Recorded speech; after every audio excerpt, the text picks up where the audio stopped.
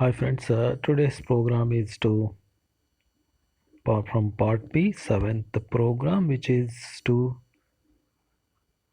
enter information. Student like name, register number, marks of three subjects, and find total and the average and make them a grade to find the grade. Meanwhile, okay. So number of students ಎಷ್ಟು ಸ್ಟೂಡೆಂಟ್ಸನ್ನ ತಗೊಳ್ತೀವಿ ಅಂತ ಕೊಟ್ಬಿಟ್ಟು ಅವ್ರದ್ದು name, register number, marks of three subjects and take the average of that and total average of that and then grade them, right. So ಇಷ್ಟು ಕೆಲಸ ಮಾಡಬೇಕು. This is a complete package program, I would say, because ಇದರಲ್ಲಿ structure ಕಲಿತೀವಿ. ನೋಡಿ, ಈಗ ಕಾಣ್ತಿರೋದು student structure. ಇದರಲ್ಲಿ looping ಕಲಿತೀವಿ ಮತ್ತು ಅರ್ರೇ ಕೂಡ ಕಲಿತೀವಿ. ಅದು ಹೇಗೆ ಅಂತ ನೋಡ್ತೀವಿ. ಇಲ್ಲೂ ಕೂಡ ಅರ್ರೇ ಇದೆ ನೋಡಿ. ಅರ್ರೇ ಅಂದರೆ ಏನು ಕಲಿತೀವಿ. ಇಫ್ ಕಲಿತೀವಿ, ಇಫ್ ಎಲ್ಸ್ ಇಫ್ ಲ್ಯಾಡರೇ ಕಲಿತೀವಿ.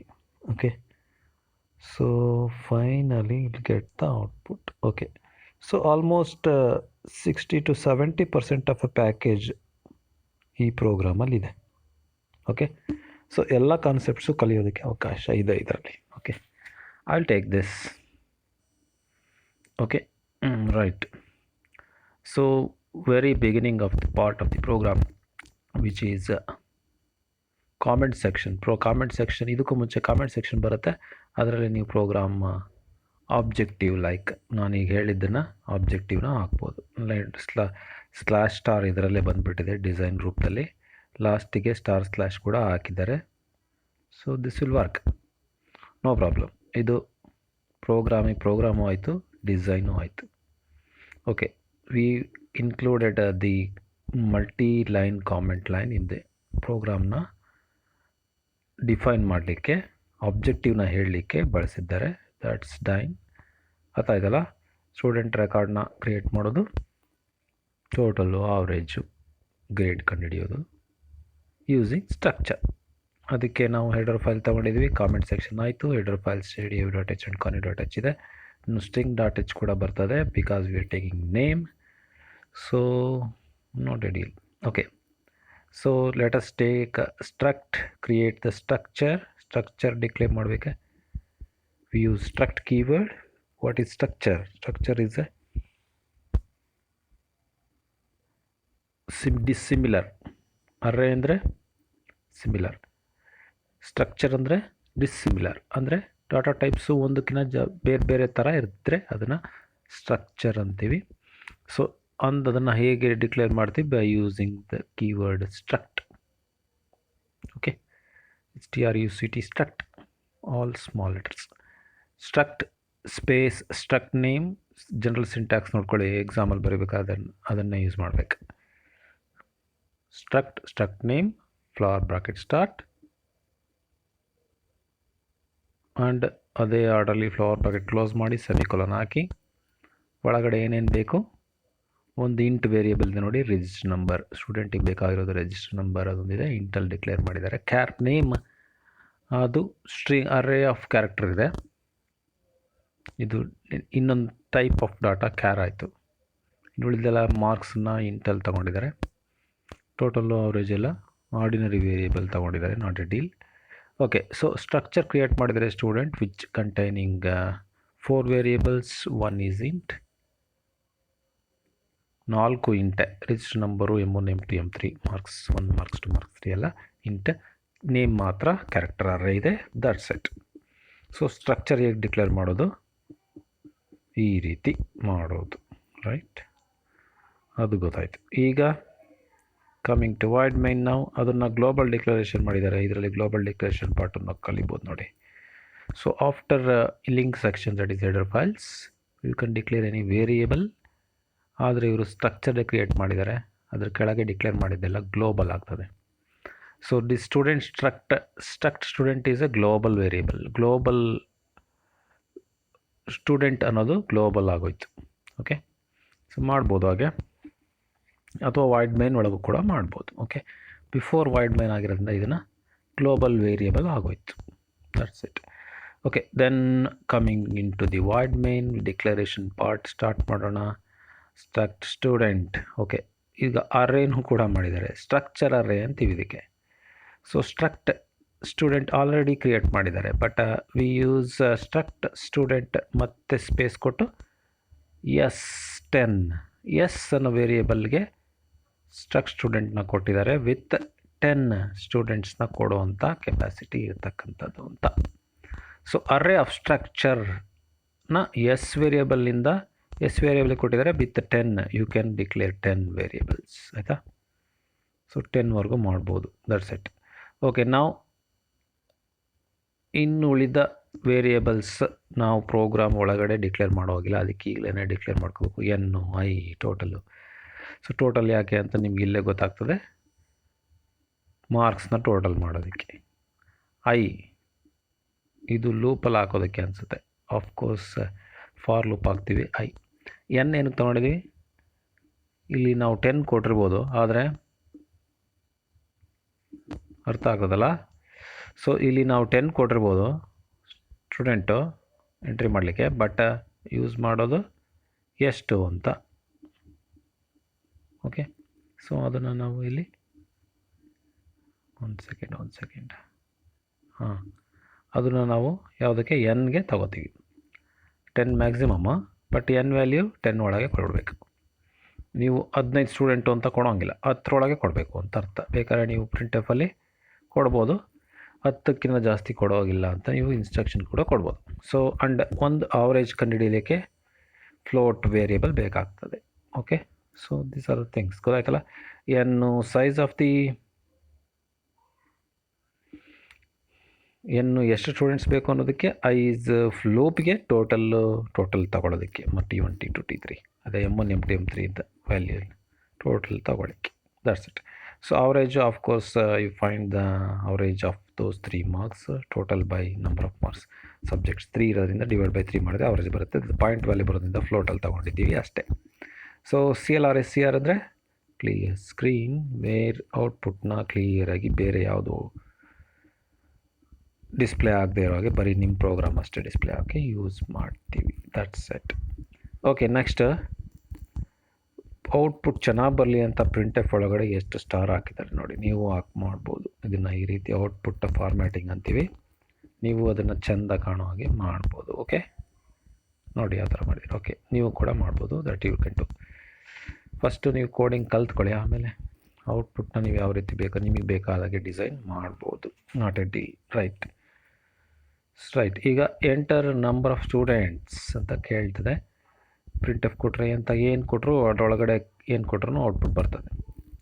ಸೊ ಅದು ಎಂಟರ್ ನಂಬರ್ ಆಫ್ ಸ್ಟೂಡೆಂಟ್ಸ್ ಅಂತ ಕೇಳ್ತದೆ. ಅವಾಗ ಸ್ಕ್ಯಾನ್ಎಫ್ ಹಾಕಿರೋದ್ರಿಂದ ಈ ಕೋಡಲ್ಲಿ ನೀವು ಎಂಟರ್ ಮಾಡೋ ನಂಬರ್ ಇದರೊಳಗೆ ಹೋಗ್ತದೆ. ಅದರೊಳಗೆ %, ಎನ್ ಒಳಗೆ.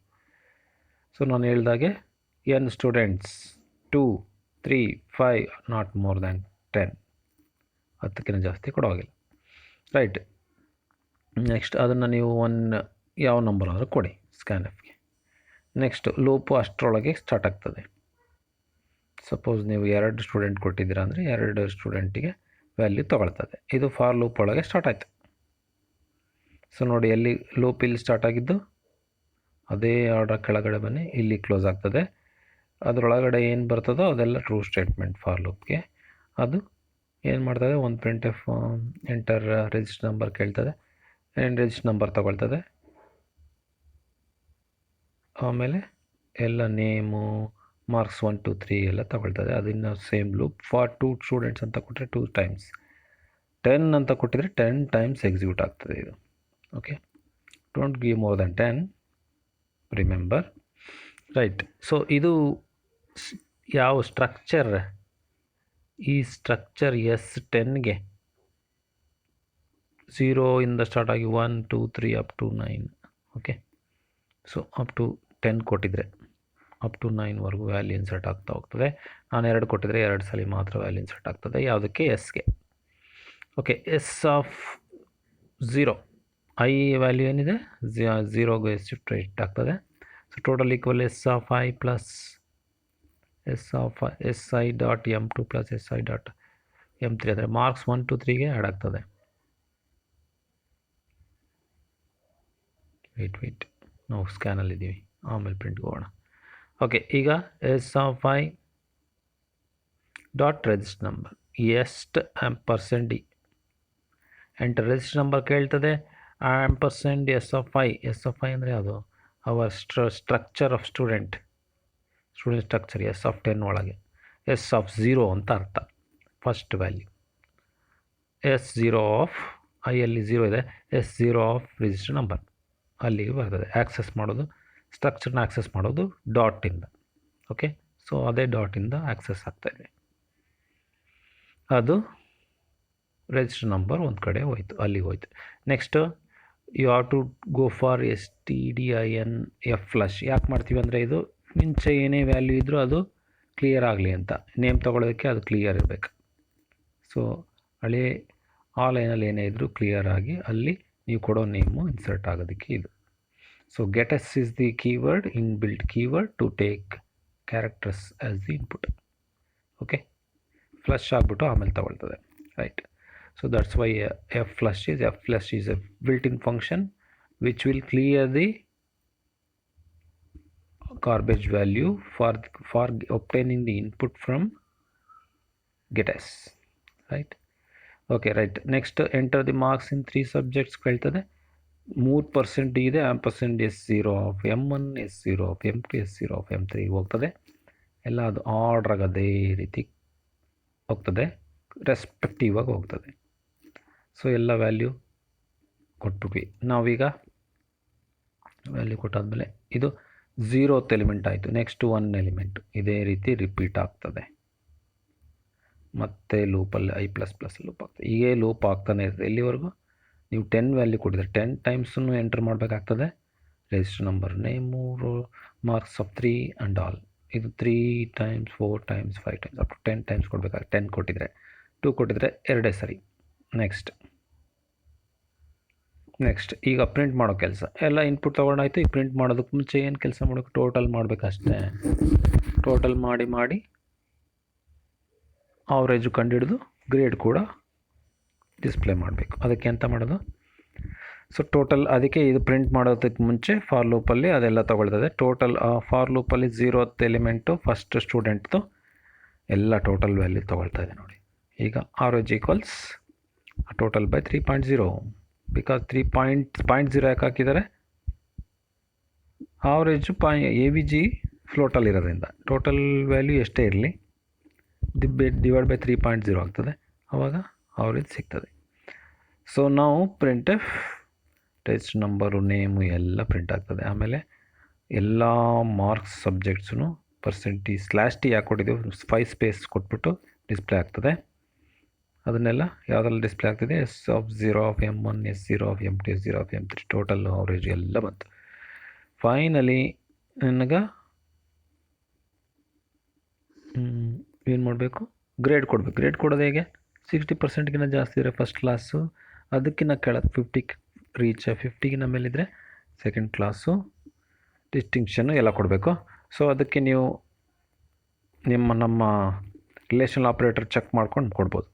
So SI of M1 is less than 35 ಯಾವುದೊಂದರಲ್ಲೂ 35ಗಿಂತ ಕಡಿಮೆ ಇರಬಾರ್ದು, ಆವಾಗ ಫೇಲ್ ಅಂತ ಬರ್ತದೆ. If you have that case it will give fail, otherwise it will check the average ಯಾವ್ದು 70 ಇದೆ, ಡಿಸ್ಟಿಂಕ್ಷನ್ ಕೊಡ್ತದೆ ನೋಡಿ. ಈಗ ಇಫ್ ಹೇಗೆ ಯೂಸ್ ಮಾಡೋದು ಅಂತ ನೋಡಿದ್ವಿ. If this is the case it will go fail, otherwise ಮುಂದೆ ಯಾವುದಕ್ಕೂ ಹೋಗಲ್ಲ. ಇದೇ ಇಫ್ ಒಳಗೆ ಹೋಗ್ಬಿಡುತ್ತೆ, ಫೇಲ್ ಅಂತ ಬಂದುಬಿಡುತ್ತೆ. ಒಂದು ಸಬ್ಜೆಕ್ಟು ಫೇಲ್ 35ಗಿಂತ ಕಡಿಮೆ ಇತ್ತು ಅಂದರೆ ಮಾತ್ರ. Okay, that's the thing. Next ಎಲ್ಸ್ಗೆ ಹೋಗುತ್ತೆ. ಇಫ್ ಈ ಫೇಲ್ ಯಾವುದ್ರಲ್ಲೂ ಇಲ್ಲ ಅಂದರೆ ಇಲ್ಲಿ go to else if average 70 ಇದೆಯಾ, 70 ಇದ್ದರೆ ಡಿಸ್ಟಿಂಕ್ಷನ್ ಅಂತ ಡಿಸ್ಪ್ಲೇ ಆಗಿಬಿಡುತ್ತೆ, ಮುಂದಕ್ಕೆ ಹೋಗಲ್ಲ. ಅಥವಾ 70ಗಿಂತ ಕಡಿಮೆ ಇದ್ದರೆ 60ಗಿಂತ ಜಾಸ್ತಿ ಇದ್ದರೆ ಫಸ್ಟ್ ಕ್ಲಾಸ್ಗೆ ಹೋಗುತ್ತೆ, ಅದಕ್ಕೂ ಇಲ್ಲ ಅಂದರೆ ಸೆಕೆಂಡ್ ಕ್ಲಾಸ್ಗೆ ಹೋಗುತ್ತೆ 50ಗೆ. ಅದಕ್ಕೂ ಅದು ಯಾವುದ್ರಲ್ಲೂ ಇಲ್ಲ ಬಟ್ ಎಲ್ಲದರಲ್ಲೂ ಪಾಸ್ ಆಗಿದ್ದಾನೆ ಬಟ್ 35ಗಿಂತ ಮೇಲಿದ್ದಾನೆ ಅಂತ ಆದರೆ ಥರ್ಡ್ ಕ್ಲಾಸ್ ಕೊಟ್ಬಿಟ್ಟು ಹೊರಗೆ ಬರುತ್ತೆ. That is last else. ಅದು ಮತ್ತೆ ಇಫ್ ಕಂಡೀಷನ್ ಏನು ಕೇಳಿಲ್ಲ, ಅದೊಂದೇ ಅಂತ. 4 ದಾರಿ ಇದ್ದರೆ ಒಂದು ಇದು ಬೇರೆ ಯಾವುದೋ ಊರಿಗೆ ಹೋಗುತ್ತೆ, ಮತ್ತೊಂದು ಯಾವುದೋ ಊರಿಗೆ ಹೋಗುತ್ತೆ, ಇನ್ನೊಂದು ಮುಗಿದೊಂದು ಮತ್ತೊಂದು ಬೇರೆ ಯಾರೋ ಊರಿಗೆ ಹೋಗುತ್ತೆ. ನಾಲ್ಕನೇ ರೋಡ್ ಯಾವುದು? Remaining last. ಇನ್ನೇನು ಕೇಳೋ ಅವಶ್ಯಕತೆ ಇಲ್ಲ. So that's like that. Okay, next print slash next ಲೈನಿಗೆ ಬರುತ್ತೆ ಅಷ್ಟೇ. ಅದು ದೆನ್ ಗೆಟ್ ಸಿ ಎಚ್ ಹಾಕಿ ಅಂದರೆ to see the output. So it will wait for the getting the character, but you use it for the output, watching the output. The same thing I have displayed in the same program here. I declared structure here. In the void main, I made a structure of students of 10 array of structures ಮಾಡ್ಕೊಂಡೆ. ಅದೇ same NIL ಟೋಟಲ್ನ ಇಂಟೀಜರಲ್ಲಿ ತಗೊಂಡೆ, ಫ್ಲೋಟಲ್ಲಿ ಆವ್ರೇಜನ್ನು ತಗೊಂಡೆ, clear screen ಮಾಡ್ಕೊಂಡ್ಬಿಟ್ಟು ಔಟ್ಪುಟ್ಟಲ್ಲಿ enter students, ಎಷ್ಟು ಸ್ಟೂಡೆಂಟ್ಸ್ನ enter ಮಾಡ್ತೀಯಾ ಅಂತ ಹೇಳ್ತದೆ, ಎನ್ಗೆ ತಗೊಳ್ತದೆ. ಆಮೇಲೆ ಲೂಪಲ್ಲಿ n ಟೈಮ್ಸ್ ಬರ್ತದೆ ವ್ಯಾಲ್ಯೂಸ್ ತೊಗೊಳಕ್ಕೆ. ಓಕೆ, ದಟ್ ಟೈಮ್ಸ್ ಏನೇನೆಲ್ಲ ತೊಗೊಳುತ್ತೆ? Register number, name, student marks, 1 M2 M3ಗೆ ಎಲ್ಲ ತೊಗೊಳ್ತಾ ಹೋಗ್ತದೆ. ನೆಕ್ಸ್ಟು ಪ್ರಿಂಟ್ ಮಾಡೋತ್ತಿಗೆ ಟೋಟಲ್ಲು ಅವರೇಜು ಎರಡು ರೆಡಿ ಮಾಡಿಕೊಡ್ತದೆ. 2 ವೇರಿಯೇಬಲ್ ಅಲ್ಲ, 2 ಮಾಡಿಕೊಂಡು ಇಫ್ ಕಂಡೀಷನಲ್ಲಿ ಹಾಕ್ಬಿಟ್ಟು ಎಂತ ಮಾಡ್ತದೆ, ಯಾವುದೇ ಮಾರ್ಕ್ಸಲ್ಲಿ 35ಗಿಂತ ಕಡಿಮೆ ಇತ್ತು ಅಂದರೆ ಅಲ್ಲೇ ಫೇಲ್ ಅಂತ ಕೊಟ್ಬಿಡ್ತದೆ. ಇಲ್ಲಾಂದರೆ 70ಇಂದ 50ವರೆಗೂ ಚೆಕ್ ಮಾಡ್ತದೆ. ಅದರ್ವೈಸ್ ಫೈನಲಿ ಉಳಿದಿದ್ದು ಯಾವುದು? 3rd class. ಸೊ ತುಂಬ ಸಿಂಪಲ್ ಇದೆ ಪ್ರೋಗ್ರಾಮ್ ಅಷ್ಟು. We have used if, for, array of structure ಎಲ್ಲ ನೋಡ್ಕೊಂಡ್ವಿ ಈ ಪ್ರೋಗ್ರಾಮಲ್ಲಿ. So this is a complete package of knowing the C. So ಇದು ಗೊತ್ತಿದ್ದರೆ ಸ್ಟ್ರಕ್ಚರ್ ಫ್ಲಶ್ ಫಂಕ್ಷನ್ನು ಏನಕ್ಕೆ ವರ್ಕ್ ಆಗ್ತದೆ, ಆಮೇಲೆ ಗೆಟ್ ಫಂಕ್ಷನ್ನು ಅದ್ರ ಬಗ್ಗೆನೂ ತಿಳ್ಕೊಂಡ್ವಿ. Array of structure value and variables ಯಾವ್ಯಾವು, the register number, name, M1 M2 M3 ಇವೆಲ್ಲನೂ ಹೇಗೆ ಆಕ್ಸೆಸ್ ಮಾಡೋದು ಅಂತಲೂ ತಿಳ್ಕೊಂಡ್ವಿ. ಹೇಗೆ ಆಕ್ಸೆಸ್ ಮಾಡೋದು? Using dot operator right. So ಇದಿಷ್ಟು ತಿಳ್ಕೊಂಡ್ವಿ. ಈಗ ರನ್ ಮಾಡಿ ನೋಡೋಣ. ಬಂತು. ಸೊ ಐ ಜಸ್ಟ್ ಗಿವ್, ನಾನು ಜಾಸ್ತಿ ವ್ಯಾಲ್ಯೂ ಕೊಡೋಲ್ಲ, ಓನ್ಲಿ 1 ಸ್ಟೂಡೆಂಟ್ ಕೊಡ್ತಾನೆ. I give the enter register number ಕೇಳ್ತದೆ, ಏನಾದರೂ ಕೊಡ್ತೀನಿ. ನೇಮು ಓಕೆ, ಮಾರ್ಕ್ಸ್ ಕೇಳ್ತಾ ಇದೆಯಾ? ಓಕೆ, 56 ಒಂದು ಸಬ್ಜೆಕ್ಟ್, 67 ಇನ್ನೊಂದು ಸಬ್ಜೆಕ್ಟ್, 87 ಇನ್ನೊಂದು ಸಬ್ಜೆಕ್ಟ್. ಸೊ ಬಂತು. ನಾವು you can see the average ಬಂದಿದೆ, ಡಿಸ್ಟಿಂಕ್ಷನ್ ಕೂಡ ಬಂದಿದೆ.